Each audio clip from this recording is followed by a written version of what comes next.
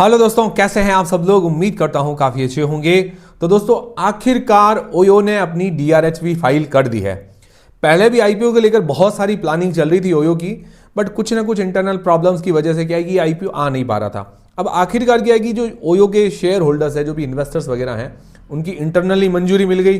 जो इंटरनली मंजूरी मिलने के बाद क्या कि अंदर का रास्ता तो साफ हो गया, घर की चीज़ें सारी, मतलब वो मैटर था वो तो सुलझ गया।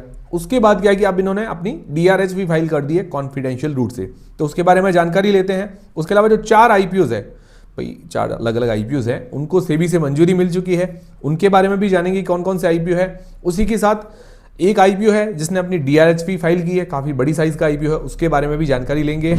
उससे पहले दोस्तों बात करें मार्केट की, तो आज मार्केट के अंदर बढ़िया तेजी देखने को मिली, मतलब हल्की हल्की सी तेजी देखने को मिली। Sensex, Nifty, bank Nifty, mid cap index, small cap index, सभी इंडेक्स के अंदर हल्की हल्की तेजी थी। मतलब आज मार्केट ठीक रहा ओवरऑल देखा जाए तो। काफ़ी लोगों की पोर्टफोलियो जितना मार्केट ऊपर था उतने ऊपर नहीं रहे, बट मार्केट ओवरऑल ठीक था। बाकी आज सिल्वर के अंदर हल्की सी गिरावट देखने को मिली। उसके पीछे की रीजंस वगैरह क्या रहे वो अब कोई नेक्स्ट वीडियो के अंदर हम डिस्कस कर लेंगे आराम से। बाकी ओवरऑल आज मार्केट ठीक रहा। बाकी एफआईआईज की तरफ से आज सेलिंग देखने को मिली। एफआईआईज ने करीबन 3597 करोड़ रुपए के आसपास की सेलिंग की है और डीआईआईज ने 6700 करोड़ रुपए के आसपास की बाइंग की है। मतलब ओवरऑल मिला जुला मार्केट रहा। एफआईआईज अभी तक सेलिंग कर रहे हैं, इस कारण मार्केट पर थोड़ा दबाव बना हुआ है। बाकी डिटेल में मार्केट के बारे में बाद में जानेंगे। फिर दोस्तों, जो गुजरात किडनी आईपीओ जिसकी लिस्टिंग हुई थी 114 रुपए के अंदर लॉट हुआ, 120 रुपए के आसपास लिस्टिंग हुई थी, 5% जैसा हमें लिस्टिंग गेंस देखने को मिला था। अब वो शेयर आज की तारीख में देखिए तो 102 रुपए के आसपास चला, मतलब अपने इश्यू प्राइस से नीचे चल रहा है शेयर। तो आप लोगों ने क्या किया, उसको होल्ड करके बैठे हैं या सेल कर दिया है, कमेंट करके मुझे जरूर बताइएगा।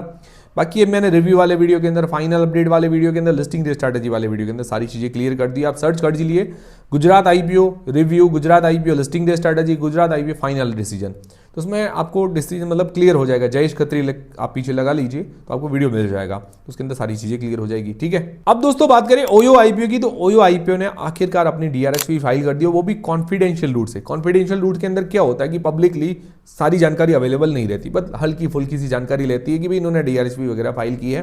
बाकी जो इनकी डॉक्यूमेंट्स है वो पूरी तरीके से बाहर नहीं आते हैं, वो बाद में आ जाएंगे, वैसे भी कोई चिंता नहीं है, क्योंकि अब लिस्ट होगा तो सारी चीज़ें बाहर तो आनी है और मंजूरी मिल जाएगी 2-3 महीनों में जो भी है। तो ये लगभग प्रोसीजर अब मैक्सिमम 5 से 6 महीनों के अंदर ओयो मुझे लगता है कि जल्दी से जल्दी लिस्ट करवाने की कोशिश करेगा, क्योंकि काफ़ी टाइम से आईपीओ अटका हुआ है। अब वो मुझे नहीं लगता कि और अटकाएंगे, तो वो आईपीओ लाने की ही पूरी प्लानिंग कर रहे होंगे। तो पहले इनको इंटरनली जो शेयर होल्डर्स है उनसे मंजूरी मिल गई थी, अप्रूवल वगैरह मिल गया। उसके बाद 6650 करोड़ रुपए के इशू साइज का अब ये इन्होंने डीआरएचपी वगैरह फाइल की है। अब कितना फ्रेश इशू होगा, कितना ओएफएस होने वाला है, वो बाद में पूरा क्लियर आ जाएगा।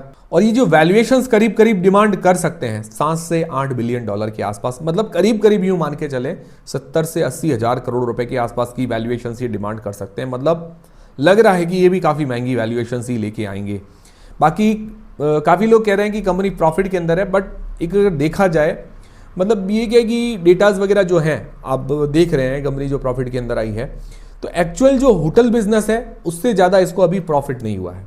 ठीक है ना। ये अकाउंट एडजस्टमेंट्स वगैरह होते हैं जिससे क्या है कि थोड़ा बहुत प्रॉफिट हमें दिखता है, टैक्स वगैरह के मतलब एडजस्टमेंट हो सकता है इसका। तो एक्चुअल अगर इसका मेन बिजनेस है होटल का, तो वहाँ से अभी इसको थोड़ा कम प्रॉफिट हो रहा है। तो ये चीज़ें थोड़े ध्यान में रखिएगा। काफ़ी लोग क्या है कि कह रहे थे कि ओयो प्रॉफिट के अंदर आ गई है, ओयो प्रॉफिट के अंदर आपको दिख तो रहा है, बट होटल बिजनेस से इतना ज़्यादा प्रॉफिट नहीं। ये चीज़ भी थोड़ा दिमाग में रखते हुए चलिएगा। तो ओवरऑल आईपीओ अभी इसको मंजूरी वगैरह मिलने के बाद मुझे लगता है 5 से 6 महीनों के अंदर, अगले जो 5 से 6 महीने हैं उसके अंदर ही पूरी तरीके से लिस्ट होते हुए भी देखने को मिल सकता है, क्योंकि अभी आईपीओ में मुझे नहीं लगता कि देरी करेंगे। तो ये हो गई ओयो आईपीओ की बात। अब दोस्तों जो 4 आईपीओज है जिनको मंजूरी मिली है, तो ये 4 आईपीओज सेबी के द्वारा इनको अप्रूवल मिल गया है। तो इन्होंने अपनी डीआरएचपी अगस्त से सितंबर के बीच में लगभग फाइल की होगी और दिसंबर के आसपास इनको अप्रूवल मिला है। ये आईपीओज जो होंगे, अगर टोटल इनका इश्यू साइज निकाले तो 2000 करोड़ रुपए से भी ऊपर का बैठेगा इनका इश्यू साइज। ठीक है ना। तो पहला आईपीओ जिसको मंजूरी मिली है नेक पैकेजिंग आईपीओ, इसका फ्रेश इश्यू देखें तो 475 करोड़ रुपए के आसपास का होगा और ओएफएस देखें तो 70 लाख शेयर जो है ओएफएस के अंदर ये शेयर करने वाली है। टोटल इश्यू साइज एकदम क्लियर नहीं है, वो बाद में जब आईपीओ आएगा तब पता चलेगा। फ्रेश इश्यू और ओएफएस मैंने दोनों आपको बता दिए हैं। कंपनी क्या करती है, कंपनी जो वोवन फैब्रिक होते हैं उसके बैग बनाती है। वोवन फैब्रिक मतलब आप यूं मान के चलिए जैसे सीमेंट के कट्टे कैसे आते हैं उसका कट्टा जो होता है, मतलब जिसको बोरी वगैरह कट्टा बोलते हैं, उस तरह के जो बैग्स आते हैं वो ये मैन्युफैक्चर करती है कंपनी। उसके रिलेटेड पैकेजिंग मटेरियल वगैरह मैन्युफैक्चर करती है। बाकी ज़्यादा डिटेल्स आपको रिव्यू वाले वीडियो के अंदर मिल जाएगा। अब मंजूरी मिली आईपीओ लाना कंपनी के हाथ में, कब लेके आते हैं इनके ऊपर होता है। दूसरी कंपनी जिसको मंजूरी मिली है शिवालया कंस्ट्रक्शन कंपनी। इसके अंदर भी फ्रेश इश्यू लगभग 450 करोड़ रुपए के आसपास का होगा। ओएफएस के अंदर 2.48 करोड़ जो शेयर्स हैं वो सेल करेंगे, तो ओवरऑल इश्यू साइज थोड़ा बड़ा ही होगा इससे। ये कंपनी ईपीसी है, मतलब ईपीसी प्लेयर है, कंस्ट्रक्शन कंपनी का आप इसको कह सकते हैं, इंजीनियरिंग प्रोक्योरमेंट एंड कंस्ट्रक्शन, मतलब जिसके अंदर काफ़ी सारी चीज़ें हो जाती है। तो अब इस आईपीओ को भी मंजूरी मिली है और अब ये आईपीओ लाना ये भी कंपनी के हाथ में डिपेंड करेगा। फिर तीसरी कंपनी है वेरमोरा ग्रेनिटो। वेरमोरा ग्रेनिटो आपने काफ़ी बार नाम सुना होगा। वेरमोरा की टाइल्स वगैरह आती है, उसका नाम बहुत लोगों ने सुना होगा। आसपास काफ़ी लोगों ने घर वगैरह भी बनाए हैं या उनके घर में कोई काम भी चला हो तो वेरमोरा का नाम तो काफ़ी सुना होगा, उसकी एड्स भी देखी होगी। तो ये आईपीओ भी आ रहा है। इसका मेन काम टाइल्स, सैनिटरी, किचन के जो आते हैं अंदर लगाने के लिए काफ़ी सारी चीज़ें टाइल्स वगैरह आती है, तो वो ये मैन्युफैक्चर करती है, सेल करती है। काफ़ी चर्चित कंपनी है। इसके अंदर भी फ्रेश इश्यू 400 करोड़ रुपए के आसपास का होगा।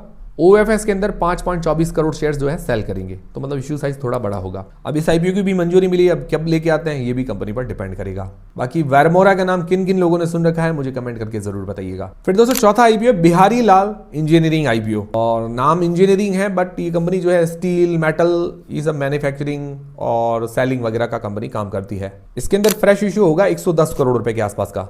ओएफएस के अंदर 78.4 लाख, मतलब 78.54 लाख जो शेयर्स हैं वो सेल करेगी। तो अब इसको भी मंजूरी मिली है और आईपीओ लाना कंपनी के हाथ में डिपेंड करेगा। तो ये 4 आईपीओ है जिनको मंजूरी मिली है। फिर दोस्तों एक आईपीओ है जिसने अपनी डीआरएचपी फाइल की है, बागमाने ग्रुप है जो जिसने अपनी 4000 करोड़ रुपए के आईपीओ की डीआरएचपी फाइल की है। बहुत बड़ा इशू साइज का आईपीओ है। और आईपीओ एक ये है कि ये आरईआईटी आईपीओ है।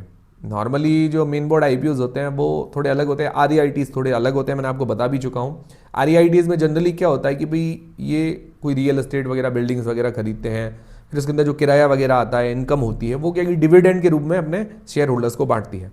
तो ज़्यादा इसमें जो लगभग लोगों की इनकम होती है, प्रॉफिट होता है, वो डिविडेंड के रूप में होता है। बाकी शेयर का जो इंक्रीमेंट होता है वो हमें कम देखने को मिलता है ऐसे लगभग आरईआईटी शेयर्स के अंदर। हाँ थोड़ा बहुत हो जाता है, ऐसा नहीं कि फिक्स होता ही नहीं है, थोड़ा बहुत हो जाता है, बट ज़्यादातर जो लोगों की कमाई होती है इसके अंदर, प्रॉफिट होता है, वो डिविडेंड के रूप में होता है।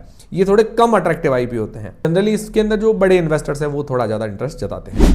तो दोस्तों ये है सारे आज के आईपीओ को लेकर अपडेट्स। मैं आपको कहता भी रहता हूँ कि जो भी आईपीओज आते हैं तो मैं आपको अपडेट कर दूंगा। अभी क्या है कि मेन बोर्ड आईपीओज कोई ओपन नहीं है, तो जो साइड रिलेटेड सारी जानकारी है, जितने आईपीओज मंजूरी मिल रही है, जिनके अंदर डीआरएचपी फाइल हो रही है और कौन कौन से आईपीओज डीआरएचपी फाइल कर रहे हैं, कौन कौन से फेमस आईपीओज हैं, तो उनकी मैं आपको अपडेट दे रहा हूँ।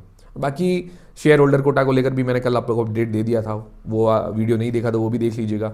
बाकी और भी आईपीओज को लेकर मैं आपको जानकारियाँ दूंगा, बहुत सारे वीडियोस आने वाले हैं, तो हमसे जुड़े रहिए। उम्मीद करता हूँ हमारा वीडियो, हमारी जानकारी आपको काफ़ी पसंद आएगी, हेल्पफुल रही होगी। हेल्पफुल रहे तो वीडियो को लाइक जरूर करें, चैनल को सब्सक्राइब कर लें। मिलते हैं दोस्तों अगले वीडियो के अंदर।